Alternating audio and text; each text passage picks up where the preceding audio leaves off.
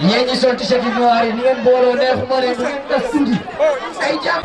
Soufi Aïssatou Galadima yebal na fi premier adjoint deuxième adjoint chef de cabinet mais tey dañoo nekk ci affaire yi électorale moo tax ñoom demoon nañ sax mais ñëwaat na kon madame le maire jox na Lamine Diakhaté ci turu rajo Kotière bi benn enveloppe bu def ñeen fukki 10 000 defe naa mooy 200 000 di ko xeeb nag te di la wax ne lancement la rek kon ubbi naa mais chargé de mission la ñu yox ma ko mu nekk ne loolu yafa naa ne avant première la Lamine a ngi ree bu baax parce que xaalis bi nag mooy neexal mbir mi waaw kon jox nañ la 200 000 enveloppe su ko defee nga jàppale ko dugal ko ci poche bi ndax tubaab yi ngay làkk mën a leer maa ngi nuyu ñëpp maa ngi sant ñëpp maa ngi gërëm ñëpp wasalaamu aleykum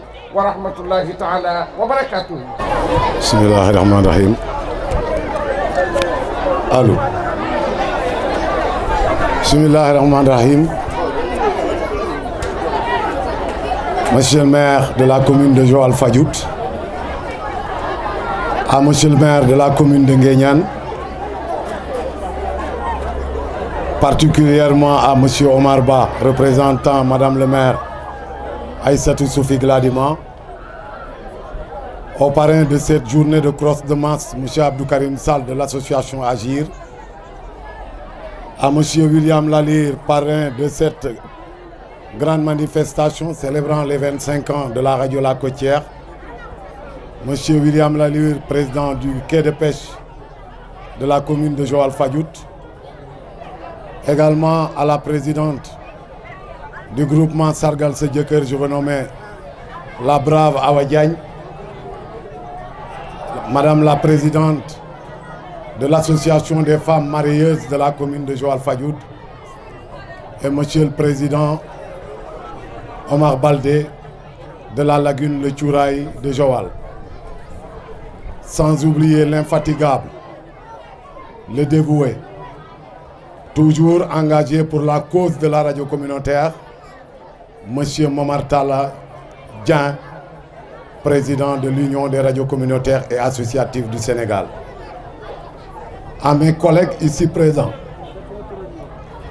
à mes collaborateurs, aux invités et à l'honorable monsieur Momar Talla Sène, notabilité coutumière et religieuse.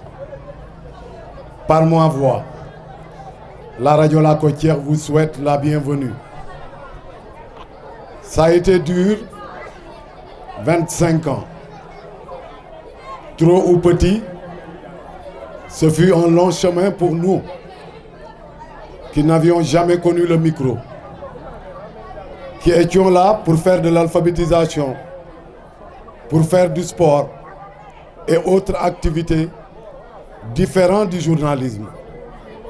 Mais avec l'engagement, l'abnégation et la détermination, venu s'ajouter l'accompagnement des populations de la commune de Joal Fadiouth, ce fut très facile pour nous. Pour nous, parce que derrière nous, nous avions des conseillers, nous avions des pères, nous avions des mères, nous avions des frères et des sœurs qui jamais ne nous ont lassés dans ce chemin aussi difficile pour arriver à ce jour célébrant les 25 ans.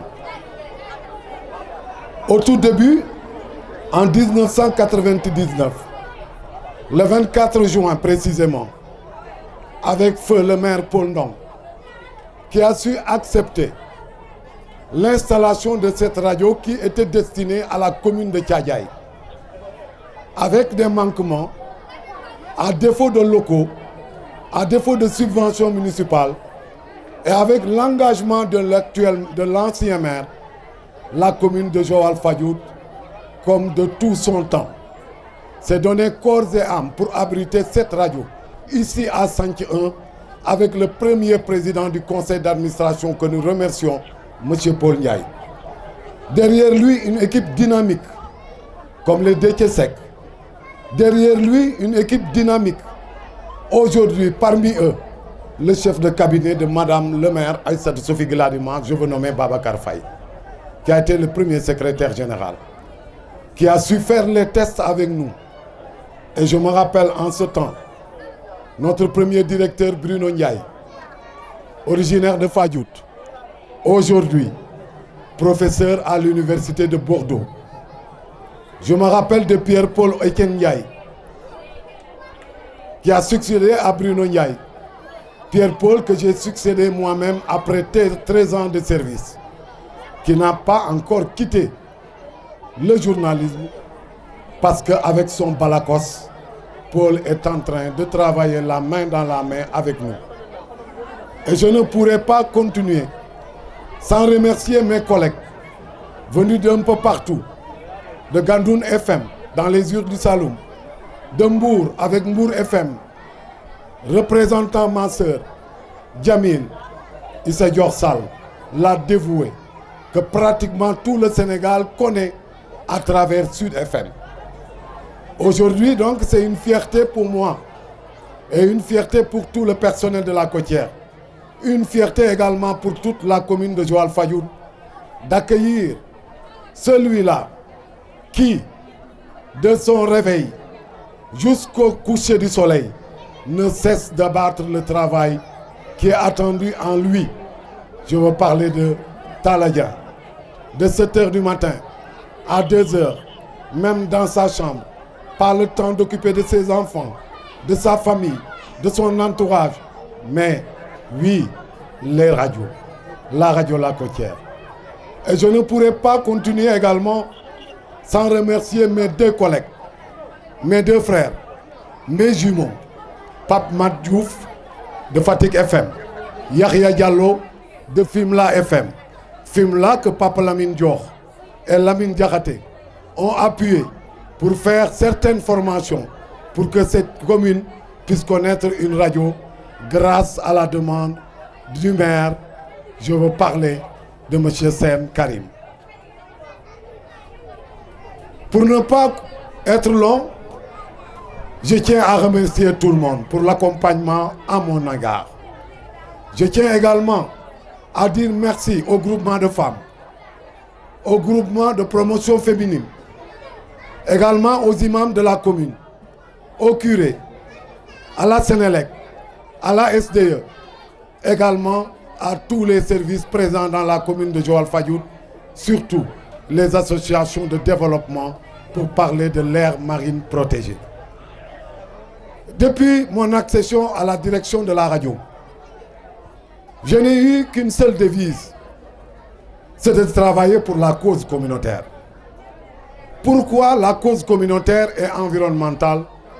Parce qu'avec les changements climatiques qui sévissent, avec la vulnérabilité de la commune de Joal-Fadiouth, entre deux eaux, l'océan Atlantique et le bras de mer du Mamanguéj, la présence forte de la mangrove, nos huîtres qui constituent un patrimoine, la présence de certaines structures qui travaillent avec ces groupements, avec ces associations, on ne peut pas tourner le dos à l'environnement, étant le maillon principal de développement de la commune. Important pour nous également de travailler dans le cadre de la santé et de l'éducation. Pourquoi la journée d'hier a été dédiée à la case des tout-petits avec la marraine Khadijatou Ndiaye, deuxième adjointe au maire de la commune de Joal-Fadiouth, que nous remercions vivement. Nous la remercions parce que ces cases des tout-petits qu'elle a portées, ce sont nos enfants, vos enfants, nos neveux, vos neveux, nos fils et filles, vos fils et vos filles. Donc elle mérite encouragement de la part de la radio, mais également de toute la commune de Joal-Fadiouth. Comme le dit l'adage, xale su nekkul ci lii ma nga ca lële te yàlla nañu yàlla may sunuy xale nekk ci lii muy doon li gën. Di remercier le doyen de la maison, le doyen de la commune, l'infatigable Momar Talla Sène, avec qui dans les émissions monsieur Dieng, la plupart avec le Hewlet, avec le Lex Foundation, c'est son expertise qui a primé pour que nous ayons de l'excellence et être accompagnés pour être reconduits dans la deuxième phase parmi les plus méritants. Merci pour votre contribution, monsieur Sène. Merci également à monsieur Karim Sall, qui chaque jour envoie ses équipes, ces charmantes jeunes filles qui portent ces t-shirts Agir, pour nous accompagner sans aucun sou en retour. C'est bon de le dire. À Souley Dieng, avec son frère, employé à la radio, Issa Diène, et son frère ici présent, Idrissa, nous adressons un vif remerciement à sa famille d'abord. Parce que l'Ouaïman, dafa fekk mu am ñu jàpp ca wagg ya. Souley, je l'ai connu à Pikine, fréquentant ses grands frères et sa famille. ñuy ànd di tëb ci tuyau yi, di wàcc di daw entre notre ASC Dewo, qui est devenu Teranga, jusqu'à atterrir dans l'ASC Fassanda et le Mamangej à Joal. Il pouvait dire, on s'est connu à Pikine et se limiter sur notre ancienne connaissance. Mais quand il est venu, il n'est pas parrain, il n'est pas sponsor. Souley a dit, je vais vous faire des t-shirts, je vais vous honorer, je vais vous accompagner. C'est celui qui nous a fait ces t-shirts jaunes que porte le personnel aujourd'hui de la radio. Des t-shirts qui me sont chers et qui ont fait que j'ai pris la décision de les garder pour que ce personnel, une fois sur le terrain, puisse porter ces t-shirts pour être vu et honorer la présence de la radio. Ce ne seront pas des t-shirts qui vont aller vers n'importe qui, mais des t-shirts uniquement décernés pour les animateurs, le personnel de la radio, pour nous représenter dans les événements les plus grands qu'on est conviés. di gërëmaan ñëpp di santaat ñëpp saa bu ma taxawoon fii doon na métti mais dama wax ne tey du métti parce que am naa Oustaz Ndour am naa Karim Sall am naa Omar Ba am naa William Lalir am naa Khadijatou Ndiaye am naa madame le maire am naa monsieur le maire Alpha Samb am naa Boucar Diouf Nguéniane am naa Fallou Kane am naa ñàkkuma dara.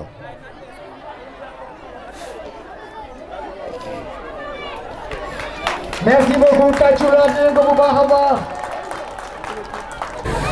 Salaamaaleykum mbokki waa Joal Fadiouth, salaamaaleykum gan yi fi toog yëpp jóge ci île yi jóge ci yeneen rajo yi ba ci département de Mbour. ñu ngi nuyu ñëpp kenn ku nekk sa tur ak sa sant di jiital nag ay remerciements di ko njëkkee ci madame le maire Sophie Gladima Sidi bi nga xam ne moom moo nekk maire commune bi di ci yokk ki nga xam ne mooy Louis William Lalir di président quai de pêche man ma nekk secrétaire général am di nuyu ñëpp ñi nga xam ne tey ñu ngi ñëw nañu pour fêter ensemble 25 ans wu rajo Kotière.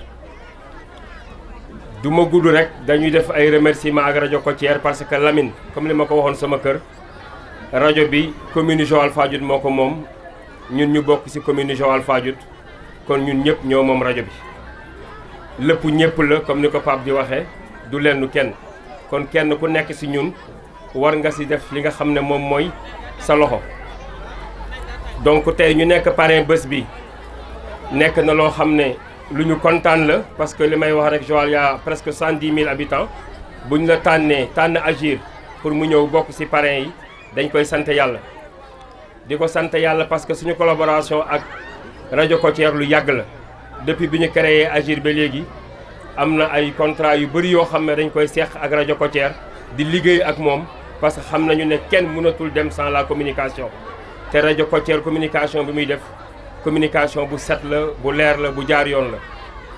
di remercier aussi sama collaborateurs yi ma àndal parce que tey équipe lañu man kese mënuma dara lépp loo xam ne Agir réussir na ko tey équipe bii ma àndal nii ñoom ñoo ko def ak ñi nga xam ne ñoom ñoo des ci bureau yi di liggéey. donc maa ngi remercier sama collaborateurs yëpp ñi fi nekk ñëpp di remercier aussi ñëpp koo xam ne tey ñëw nga pour participer pour li nga xam ne moom la rajo Kotière di liggéey ba mu jëm kanam. Lamine nag comme li mu wax rek suñu mbokk maak moom moo romb rajo Kotière suñu ànd maak moom moo romb rajo Kotière am na yeneen yu bëri yoo xam ne maak moom ànd nañ di ci liggéey te nekkul rajo bi. kon tey en général damay faral di wax ñun duñ jël parrain mais mënuñu ko bañal Lamine mënuñu ko bañal rajo Kotière parce que dañ see bokk te Lamine vraiment képp ku nekk Joal Fadiouth da nga war a jàppale Lamine parce que ku nekk gis na ne jéegu puso la day ñaw rek rajo bi kenn mësul dégg mu nekk rajo boo xam ne day féewale wala am ay thématiques yoo xam ne day jaxase ay nit wala muy boole ay nit. donc rajo la boo xam ne day rassembler commune bi rajo la boo xam ne képp koo xam ne am nga loo war a wax mu nekk lu baax wala looy def ci rajo bi nga koy jaarale. kon ñu ngi remercier Lamine di remercier population Joal Fadiouth yëpp plus particulièrement. jërëjëf maa ngi nuyu mbooloo mi fi teew yëpp ku ci nekk turam ak santam jiital nuyoo ci suñu maire suñu ministre madame Sophie Gladama Siby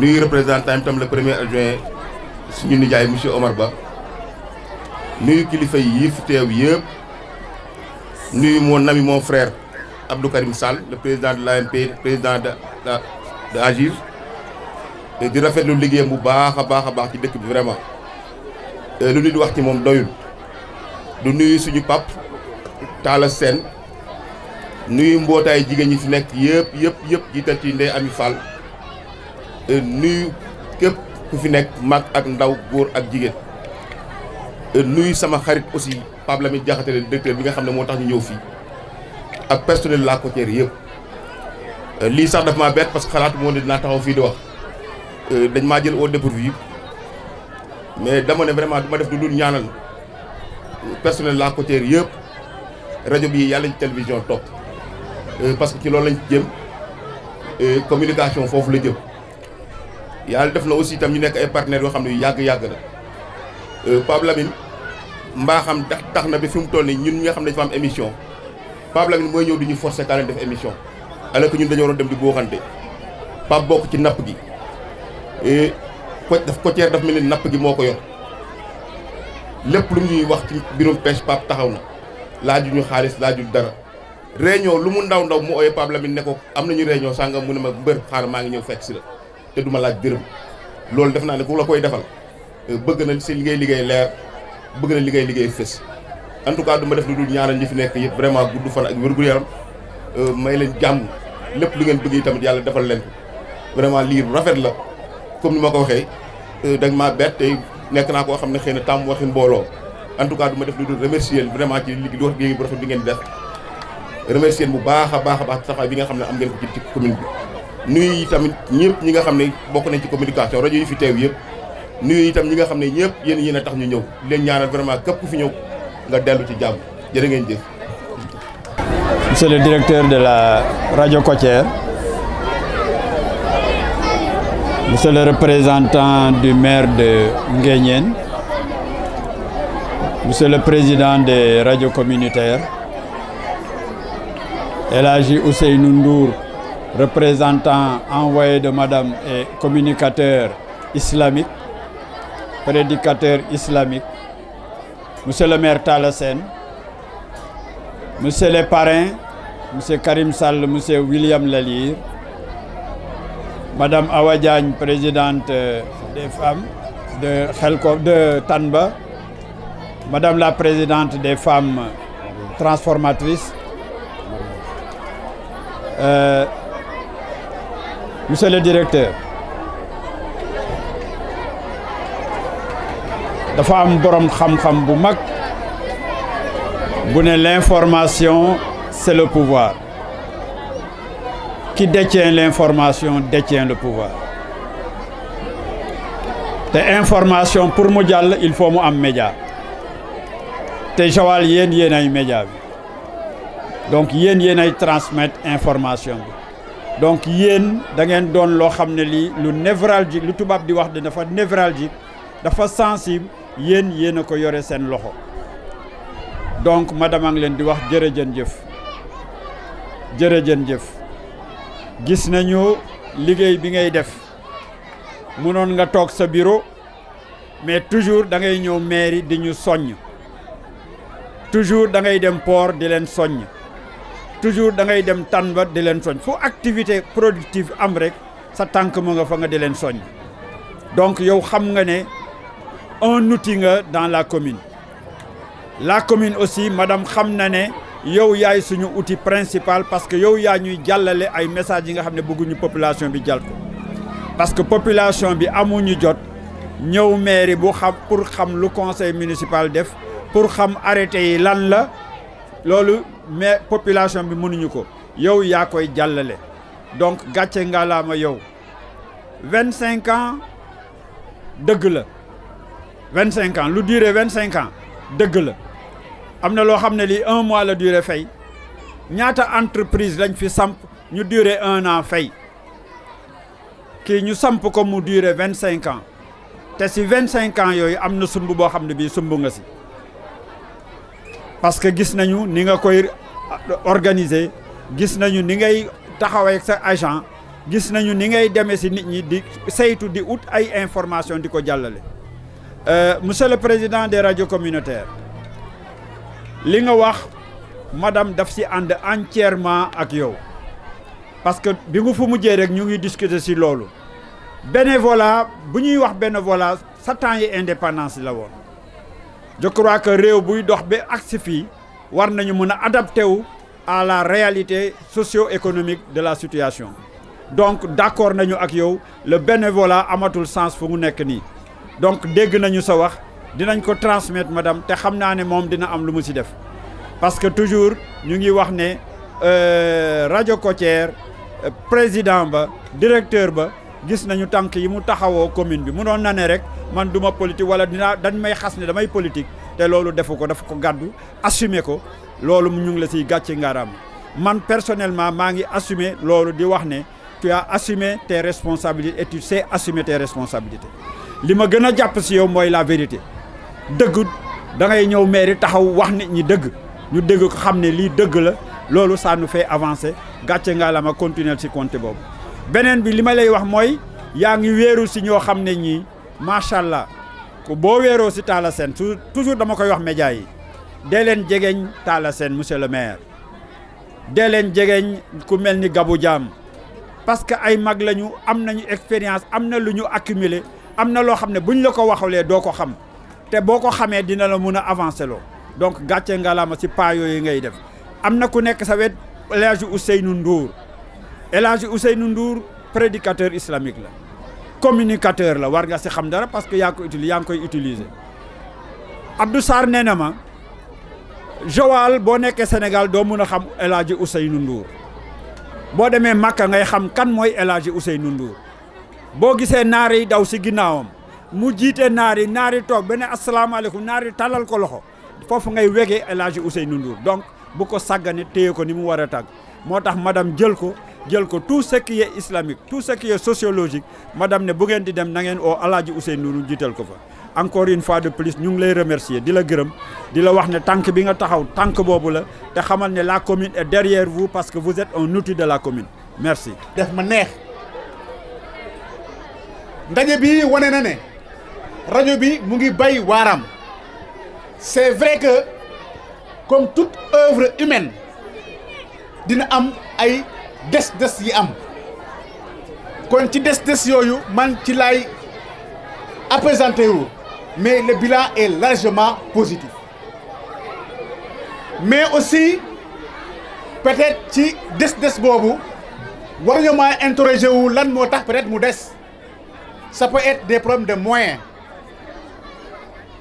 de moyens financiers des moyens humains loolu moo yore rajo tax monsieur le maire, monsieur les maires, j'allais dire, de Joal, monsieur le maire de la commune de Nguéniane, rajo bii seen rajo la xam naa sax naam yéen a ngi ciy jàpp mais da nga bëggoon ngeen gën cee jàpp parce que moi je crois et dinaa ko wax chaque jour Lamine mii du ma bàyyi ma du ma weddi moi je fais partie des gens qui ne croient pas à un bénévolat ça ne peut pas aller nit ki mënta jóge ci këram di liggéey nga ne fa muy liggéey du fa am dara loolu ça ne rime pas avec un professionnalisme moo tax man leen di ñaan ngeen gën a jàpp ci rajo bi mu gën a def liggéey bu am solo ak yéen parce que ay études montré nañu ne l'un des problèmes de la décentralisation c'est la participation de nos populations yi nag est-ce que dañoo bañ a participer ou bien est-ce que dañoo xamul et vous avez un outil extrêmement important entre vos mains pour pouvoir dialoguer avec les populations pour pouvoir mobiliser les populations pour que ngeen mën a atteindre seen objectif et loolu noonu mën na atteindre seen objectif tant que rajo bi aussi n'est pas un organe viable et cette viabilité elle est économique mais aussi elle est participative moo tax rafetlu naa aussi organisation yi nga xam ne comme le quai de pêche comme aussi bi nga xam ne Azir ak ki nga xam ne mooy seen parrain principal ne lu ñu def exactement loolu la ñuy xaar ci population yi aussi dañoo am la ñu warloo ak rajo bi aussi dafa am lu mu warloo ak moom le radio communautaire il faut un service public de l'information mais de ce service public de l'information il faudrait que les autorités locales il faudrait que l'État du Sénégal sache que ces radios-là elles sont là pour accompagner l'État du Sénégal dans ses politiques publiques. J'ai toujours dit que si l'État du Sénégal était conscient de ce que les radios communautaires peuvent apporter au développement de ce pays, les radios communautaires-là auront des subventions beaucoup plus conséquentes. Parce que ces radios-là peuvent servir d'outils de monitoring des politiques publiques. Je vous donne un exemple assez facile. Tout le monde, ñun ñëpp gis nañu dégg nañu loolu bi nga xamee ne le président de la République est parti à Thiès bu yàggul conseil des ministres décentralisé le président ne savait même pas que le lycée de Sandiara était encore en chantier et si les radios étaient conviés à faire ce travail le président de la République allait justement apporter des correctifs par rapport à ça. Et il y a plusieurs chantiers, il y a plusieurs autres programmes de l'État que les populations doivent avoir aussi un regard critique par rapport à ça. Ça permet à l'État de corriger pour que le développement puisse émerger. C'est pourquoi, messieurs les maires, messieurs les autorités politiques, vous avez cette responsabilité à accompagner justement ces radios, à les accompagner pour que une éducation citoyenne puisse être de rigueur, pour que les politiques publiques que vous menez pour ces populations-là, que vous ayez ces retours de ces populations-là, pour que vous puissiez réajuster ce que vous êtes en train de faire pour le bonheur de ces populations dont vous servez. Donc, sans vraiment tirer en longueur, j'en appelle à tout le monde, j'en appelle aussi à la radio, de continuer à faire ce travail professionnel pour ces populations. Ce qui est important, je le dis, ce n'est pas la durée que l'on fait à la tête d'une organisation. C'est ce que tu vas laisser après lorsque tu auras accompli ta mission. C'est ce qui est important.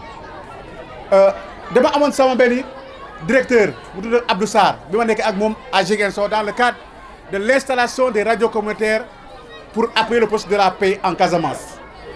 Il me dirait, mon jeune frère, lépp luy wàllu développement mënoo ci am ngërëmu doomu aadama yi ne diñ ci am ngërëmu yàlla ndax ñi ne ci rajo yi saa ñu xëyee ñu ngi def ay programme yi nga xam ne ay programme mu yeete la programme santé la programme éducation la programme environnement programme pour le bien-être des populations bàyyi seen yite yëpp loolu doomu aadama nu koo fay mais yàlla moo koy fay mais aussi lu baax la parce que nit ki soo nekkee ci société tu dois être utile à cette société là et chacune fu mu nekk il faut être utile à cette population là il peut être utile à son terroir il peut être utile à son pays il peut être utile à son continent fi may jeexale mooy maa ngi ñaan yàlla liggéey bi ngeen sumb nii ngeen continuer di ko def ànd ko ak population yi parce que population yi rek moo tax ngeen ne fi continuer leen liggéey ak population yi continuer liggéey ak les élus locaux continuer aussi liggéey ak administration bi ak aussi les forces de défense et de sécurité c'est comme ça qu'on peut développer un pays se développe avec l'ensemble de ses fils et de ses filles. C'est les idées qui développent un pays. C'est les compétences qui développent un pays. Je vais terminer par une anecdote. J'étais au Cap Skirring avec un ami français. C'était vers les années 2009-2010. Il m'avait choqué. Mais après coup, je me suis dit qu'il avait raison. Bon, l'immigration du commencé. Je me suis dit, bu ñu mën a imaginer benn scénario ma ne ko ban scénario mu ne bu ñu mën a jël africain yëpp yóbbu leen Europe jël européen yëpp yóbbu indi leen Afrique ñu bay infrastructure yi mu ne je te donne 30 ans il y aura le mouvement inverse. Donc il faut ñu investir sur l'humain et c'est l'humain qui construit le développement à partir de sa culture. Il n'existera pas un pays et il n'existe pas encore un pays qui s'est développé sans s'appuyer sur sa culture. Et l'Asie nous a donné l'exemple parfait de modèle de développement économique et social. C'est sur ça que je vais terminer pour vous dire. Il faut aller vers les vieux, pour que cette culture africaine, cette culture de Joal et environnant ne doit pas tomber à l'oubli. C'est nos vieux-là et les vieilles. S'ils partent sans que nous collections cette culture, on va perdre un pas de la culture sénégalaise et sera la catastrophe pour Koudoum. Je vous remercie tout en souhaitant à Côté FM des meilleurs séjours. Merci beaucoup. Bonjour. Merci beaucoup. Le deuxième, Ousmane Faye se prépare. Ousmane Faye, deuxième de la petite catégorie.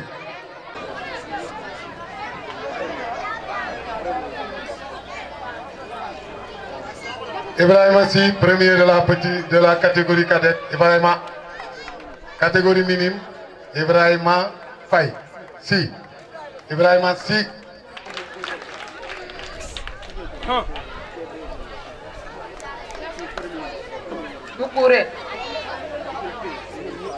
Pour la catégorie cadette, Serigne Fallou Ndiaye, troisième. Karim Sall, ancien président, également, on peut dire de Tchoukham. Abdou Karim Sall, ancien président également de l'AIC Mamangé Doubab. Abdou Karim Sall, aujourd'hui secrétaire général de l'interprofession du quai de pêche de Joal Fadiouth. Bravo Karim. Nice. Alors merci beaucoup. Moustapha Sall, deuxième, catégorie cadette. Moustapha Sall, deuxième, catégorie cadette. Alors, première catégorie cadette, Mamadou Wad. Waden bi de moom mënoon na koo ñàkk jël. Waden moom lekk rek la mën tey moom bu dawee ba mën a jël ndam loolu moom dina ma jaaxal. Félicitations Moustapha, il était là depuis 7 heures le matin. Su gañewul woon dina ma jaaxal 7 heures fii la ko fekk ñu nag moom ñoo forandoo mbuus yi. Bravo et bonne continuation. Que d'autres sportifs sortent de la commune de Joal Fadiouth pour nous représenter en Afrique et dans le monde. Yàlla na ko yàlla def. Troisième, Gabriel Ndiaye. Gabriel Ndiaye. Tàccu leen Gabriel bu baax a baax. Tàccu leen ko waay.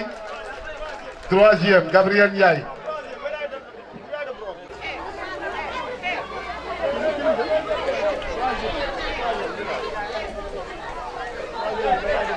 Médaille de bronze. Deuxième, Khadim Ndiaye, médaille d'argent. Khadim Diaw, médaille d'argent. Tey moom bëgg lekk yi ñoom ñooy gagné. Beneen Ndiawee na bu ngeen pare ngeen ànd waat ak Diaw moom. leen Xaadim bu baax a baax. Xaadim bi daal moom baax na waaye jaw bi moom duñ ko nangu meew sax la meew la am rek meew. Merci président Abdou Karim. Merci pour l'accompagnement. Alors le premier des seniors de cette cross de mars 2024 marquant les 25 ans de la radio côtière, médaille d'or Ousseynou Kane. tàccu leen Ousseynou bu baax a Ousseynou baax. avec vos applaudissements gars yi. tàccu leen Ousseynou bu baax a baax. Ousseynou Kane. Ousseynou Kane. Merci président Karim, médaille d'or 2024, 25 ans Côtière FM.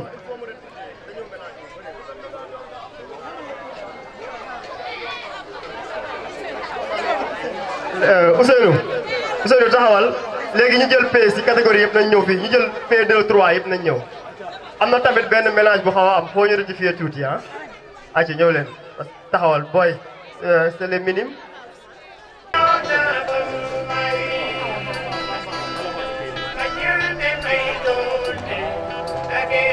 ayca ñu dem.